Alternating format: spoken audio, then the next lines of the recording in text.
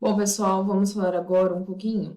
Então, como deve ser o ambiente, né? Toda a parte, né, de todos os detalhes que a gente tem que considerar dentro do ambiente de manipulação de alimentos, né? Então, o ambiente de manipulação, piso, parede, teto, janela, porta, equipamentos, tudo o que está dentro do ambiente de manipulação deve ser bem conservado, tá? E dentro do ambiente também de manipulação, sempre que possível, deve existir separação entre as diferentes atividades, tá?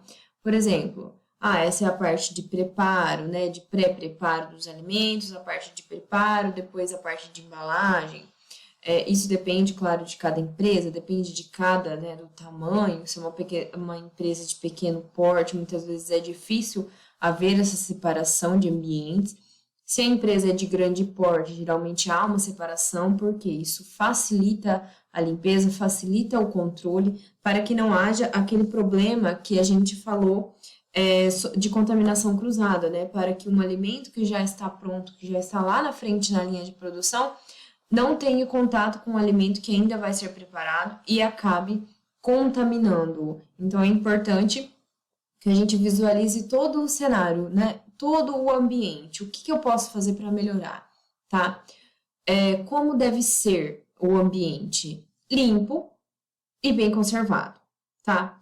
Limpo. Existem algumas superfícies, né, que são mais fáceis, alguns materiais que são mais fáceis, né?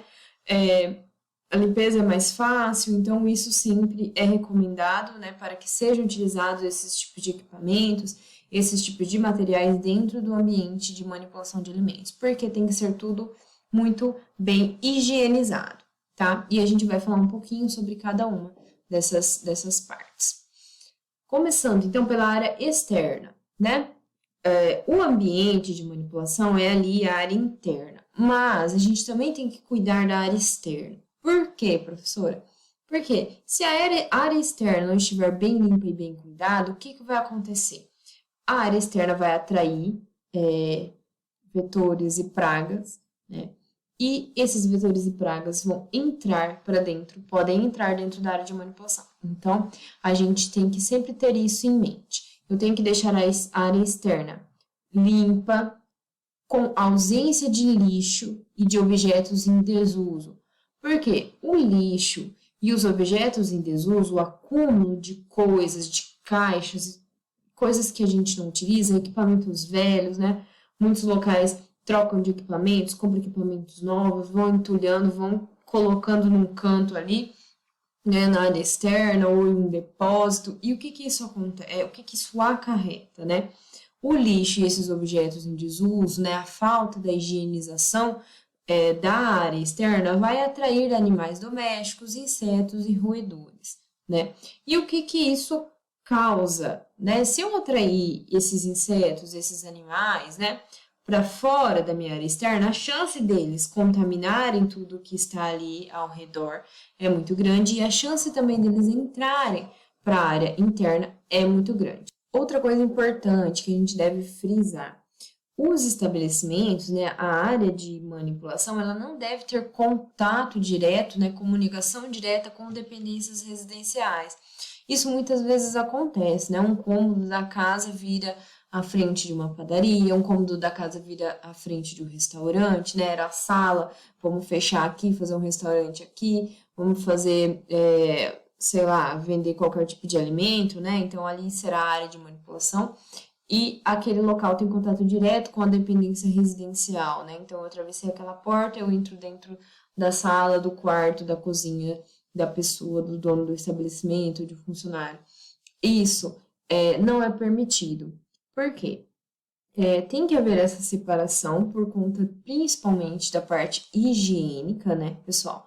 E se essas áreas tiverem comunicação direta, a grande chance de ter trânsito de pessoas, né? A pessoa está dentro da residência, vai lá na área de manipulação e volta sem os devidos cuidados, é muito grande. Então, isso pode trazer uma contaminação externa para a área de manipulação de alimentos. Por isso que é importante, né, que a gente entenda que não deve ter essa comunicação direta, tá? para que então não haja riscos de contaminação. Como a gente sempre tem falado, né, a nossa ideia principal aqui é prevenir, né, prevenir as contaminações. Então, é interessante que tenhamos todos os cuidados básicos, mesmo que mínimos, que a gente acha que nunca que isso pode trazer uma contaminação, muitas vezes pode, certo? E isso é importante que a gente saiba.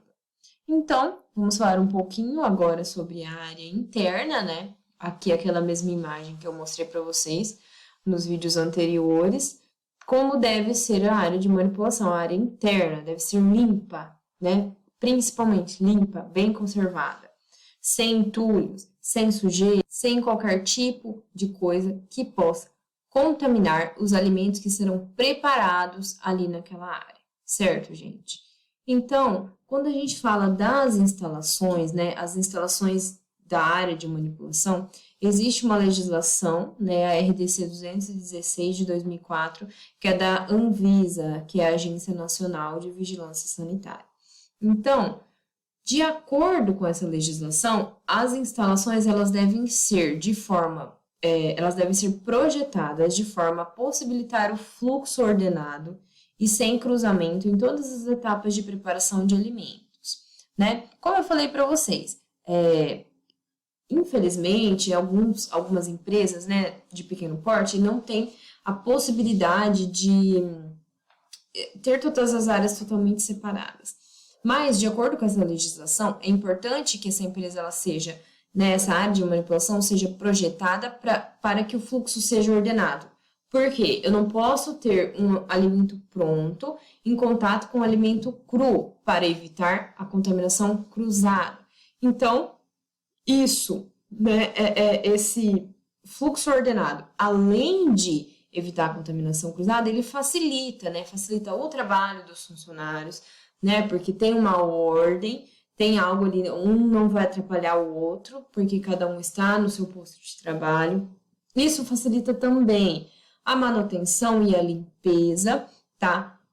Quando for o caso, desinfecção também, porque se eu estou utilizando, né, certa parte daquela instalação e eu preciso fazer a manutenção de um equipamento aqui, ok, eu vou fazer ali, eu não vou atrapalhar a próxima etapa, né, ou a etapa anterior. Então, isso facilita também, né, para que haja essa manipulação, essa manutenção e a limpeza também, quando eu vou realizar a limpeza de todo, né, aquele fluxo, de toda aquela cadeia ali, aquela linha de produção, a gente chama de linha de produção, né, todas as etapas onde um produto é preparado, né, então isso facilita também. E o acesso a essas instalações, né, o acesso à instalação onde estão sendo manipulados os alimentos, deve ser controlado, né, e independente, não comum a outros usos. Como eu falei, não pode, né, ter contato direto com outra área, né, como uma casa, por exemplo, uma residência. E outra coisa muito importante, não deve ser comum a outros usos. Por exemplo, de dia é uma borracharia, à noite eu vou fazer lanche. De dia é isso e à noite eu vou fazer, né, no mesmo local, na mesma instalação. Não posso utilizar uma instalação, um ambiente de manipulação para fazer coisas distintas, porque o ambiente de manipulação de alimentos tem que ser um local inócuo, tá? Ele tem que ser limpo, ele tem que ser higienizado e muito bem cuidado para que eu não traga contaminações para aqueles alimentos, né? E cause um problema de saúde pública, cause um surto de uma doença de origem alimentar. Isso é algo muito sério, pessoal.